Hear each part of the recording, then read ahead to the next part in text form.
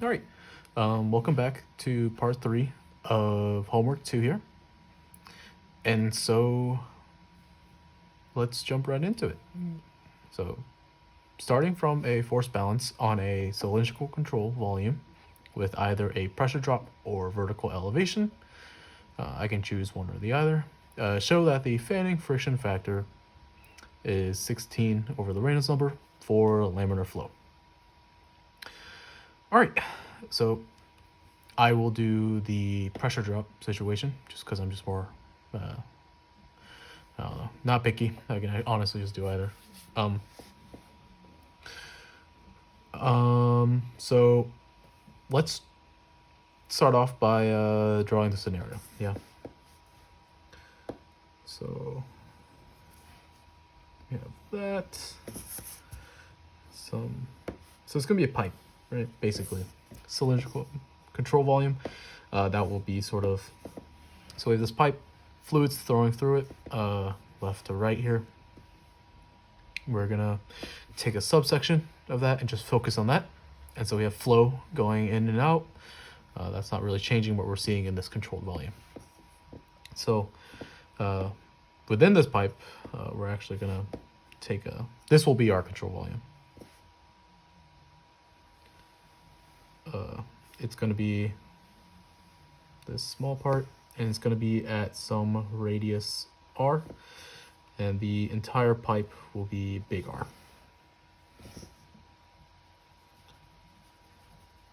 And so entire length of the pipe, let's say it's delta x, and we're gonna note from left to right as the positive x. So those are just some of the preliminary things that I just wanted to get out of the way first before we get started here. And so ultimately, it says that we're starting from our force balance. All right, ultimately this was to get at the velocity profile within this cylindrical pipe, all right?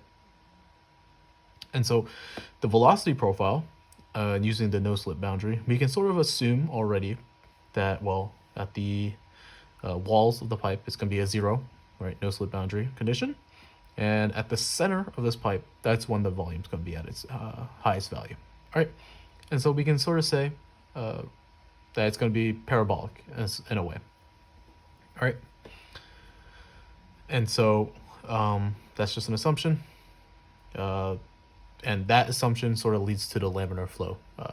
And so let's get moving along.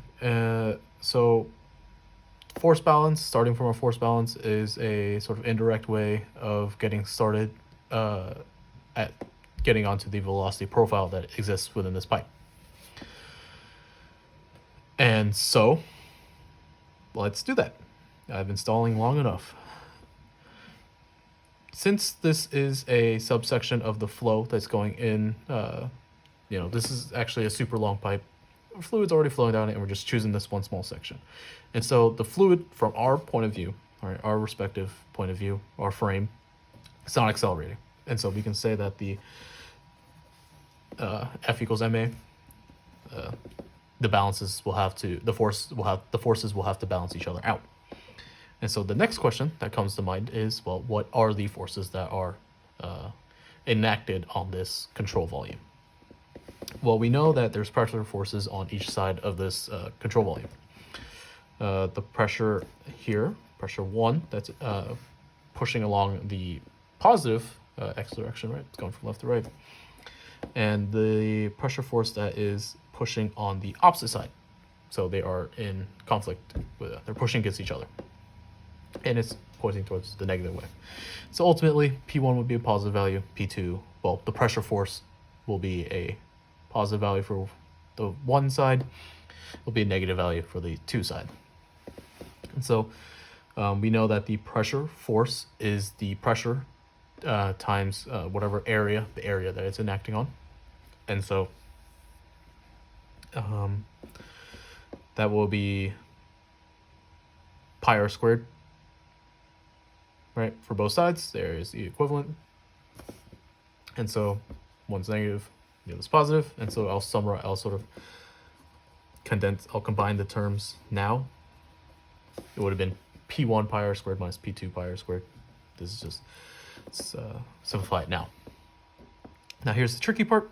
You might not notice it at first, but there's another force that's coming into play.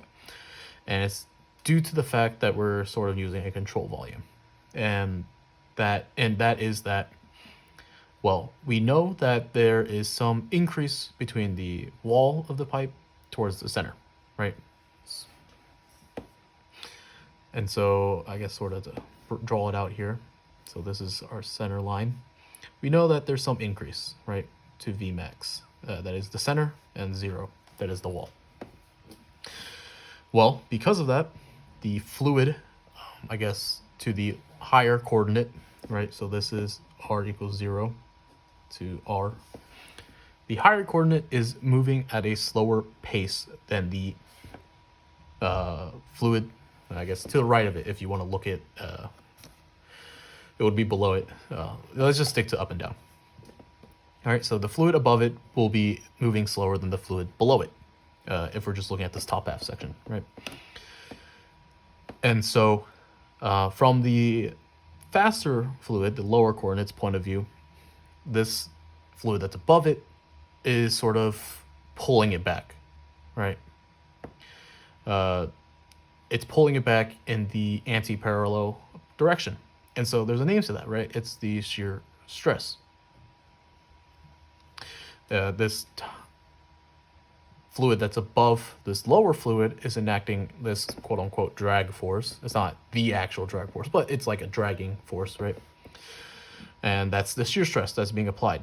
And so normally, so we know that. And so what sign do we give this force is what I'm trying to say here. Well, most textbooks have it in terms of what is the higher coordinate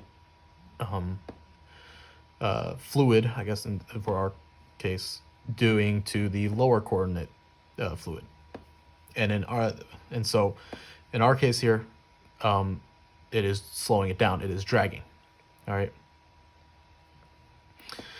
And well, in that case, it would have a negative sign, right? It is a negative force. It is enacting to the left.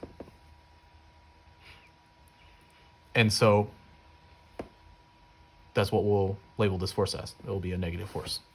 And so I'll just do it here for the sake of me explaining all that out. So it will be the force would be the shear stress times the area that it's invoked on, which would be the entire length, right? This entire length, and then the circumference around it, right? So it'll be 2 pi r times delta x, and that's equal to 0. All right, and so what is the shear stress? The shear stress is the shear rate times the viscosity. And well, we know that the shear rate is decreasing in some way as you increase in r. So that's a negative, and that ends up canceling out this negative sign here. And so let's do P1 minus P2 pi r squared plus viscosity dv, that's velocity, dr, coordinate, 2 pi r delta x is equal to 0. And now, like I said, the question saying that starting from a force balance was sort of an indirect way of saying you're going to be finding the velocity profile first. And so let's solve for dv dr. Dr, bring this over, it's equal to negative P1 minus P2. Pi r squared divided by the viscosity and divided by 2 pi r delta x. And we have some cancellations here. So we just have r, viscosity, 2 delta x. All right. Now let's integrate with a constant of integration. All right. So integrate, and this will be from. No, like I said, we're integrating with a constant of integration. So this will be v. Pressure, 2, viscosity, delta x. Those are all just numbers that we can pull out, including the negative sign there. to viscosity delta x, r, the integration of that is r squared over 2. And we get plus c. So, where do we go from here? We know that at the wall of the pipe that the velocity is 0. That's because of the no-slip boundary condition. And so plugging that in,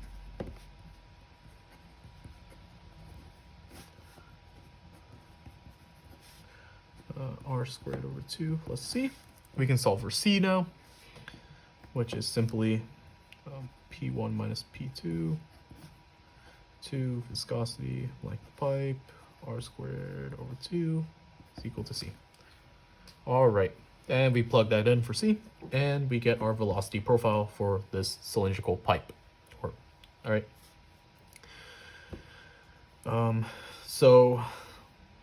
Okay. I'll simplify it now. So as you can see, they both have this pressure difference term with the 2 viscosity, 2 times the viscosity times the length of the pipe over 2. So if we pull all of that out, we get P1 minus P2. 2 times 2 is 4. Viscosity delta x. And this negative will be kept by the r squared. So r squared minus r squared. Oh, that kind of looks like a T. And hopefully the phone cam can still see that here. All right. And so, like I said, we have our velocity profile. All right. And so,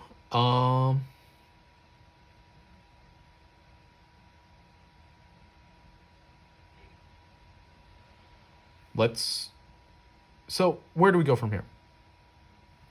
The problem is asking us to get to the fanning friction factor. And where we're at right now seems to be nowhere near. But we are getting somewhere. What we want to do from here is sort of relate this to the volumetric flow rate. And so what is the volumetric flow rate? Well, it's the average velocity times the area. Well, we know that the velocity with varying radius will be different, right? So sort of looking at it from head on into the pipe, we know that, well, at some radius r here, it's going to have some velocity that's different from maybe a different r. And so we want to, well, to get the average velocity, integrate these sort of different velocities at different radius. It's the whole point of integration, right? And so how does area, well, relate to radius? Well, it's going to be, well, 2 pi r, right, times the differential radius, right? So that's the area.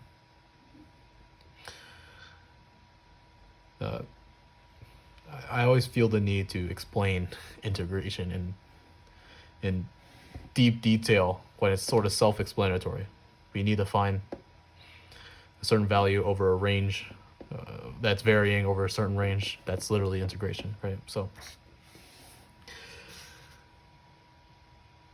let's do that. I stalled long enough. So we have V. We know that it's going to be the integration from 0 to r, P1 minus P2,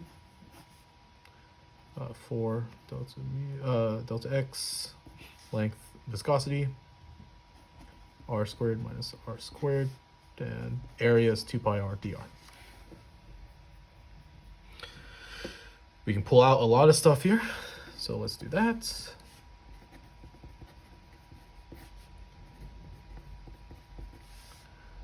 Um, 2 pi, again that's going to be 0 to r squared r minus r cubed, that's not cubed, dr. Now we integrate. I'll simplify this now so that it doesn't catch me later. P2, 2 delta mu delta x. R is r squared, so over 2. This is r to the 4th over a 4th. This is from 0 to r. The 0 term ultimately just disappears, right? So we plug in r, and this is equal to, so I'll just, this will carry over, right? So I'll just evaluate this. So it'll be r to the 4, because it's r squared times r squared, over 2, minus r to the 4 over 4. So this ultimately becomes 1/2 minus 1/4. And so we get 1/4 times this for our volumetric flow rate. All right, so how do we get to the fanning friction factor? Doesn't really look like we've done much. Well, we did this step for, I guess, simplicity, almost. So we could have honestly done it from this, from when we solved for the velocity profile. But it works out a lot better if we did it for the volumetric flow rate. And so what am I getting at here? Well, the fanning friction factor is a unit that was sort of thought up for to relate to the frictional heating term. All right, so you could solve for the frictional heating using this friction factor, fanning friction factor. And so what else relates to the frictional heating? Well, the Bernoulli's equation. It's quite literally where that term, came from. And so let me write this on the back here, because I'm out of space here. So it's going to be P1 minus P2 pi over 2 viscosity delta x, and that's going to be times r to the 4th power over 4.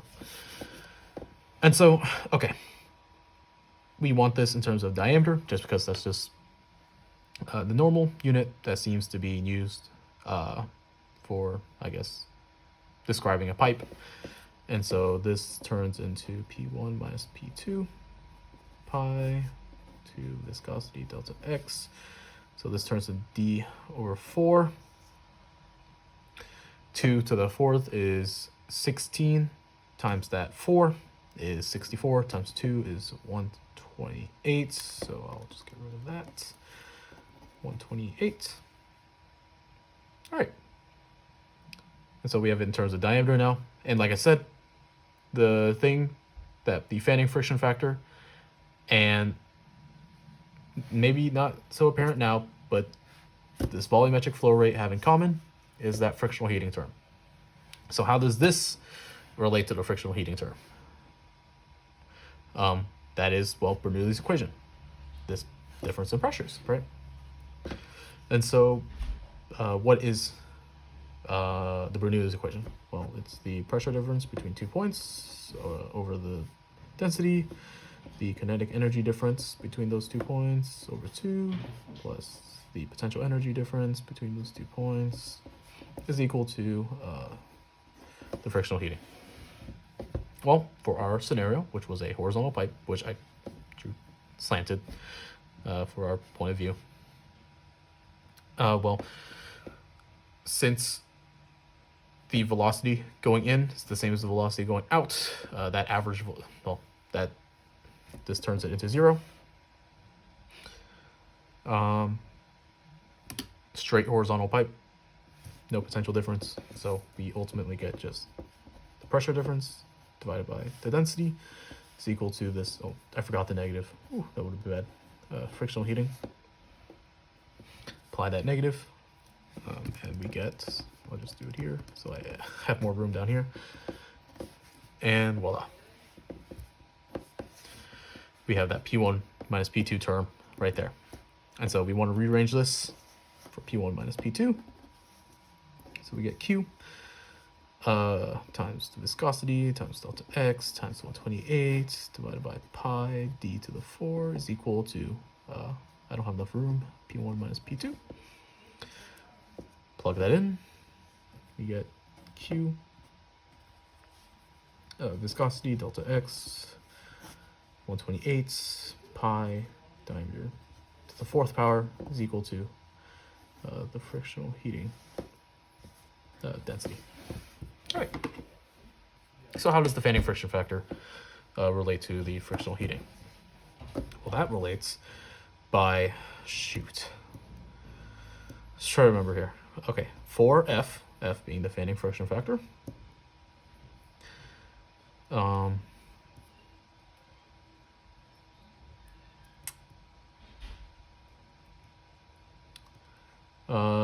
Let's see here. D, no. It would be delta x over d v squared over 2. Yeah. All right. Hopefully that's correct. I guess we'll find out in the math here. So now that we have these two equations equated, we can solve for F and see if it's truly 16 over the Reynolds number. So bring the d over. The delta x's cancel, so 128 over density pi d cubed is equal to, these simplifies to 2, f v squared.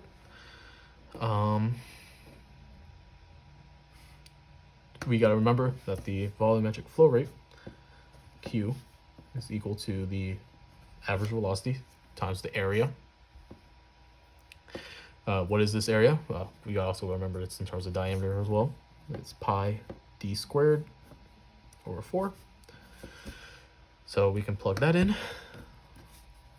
So we get v pi d squared, viscosity 128, rho pi d cubed. I'll bring the 2 over, and the v squared is equal to f. And we get a bunch of cancellations. So let's do that. So the pi's cancel, this d squared disappears, this v disappears, so we get it's equal to viscosity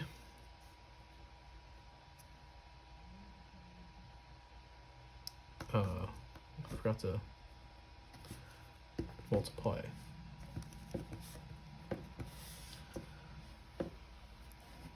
So the 2 comes over, right? And this becomes an 8. Forgot to put that there. So 128 divided by 8 is 16. So this is working out. Right. 80, 48, 128, yeah. Rho dv. And look at that. We know that the Reynolds number is, well, rho vd over viscosity. So that's just the inverse of it. So we get F is equal to 16 over the Reynolds number. And, well, there it is. That is what the fanning friction factor is for laminar flow. Thank you.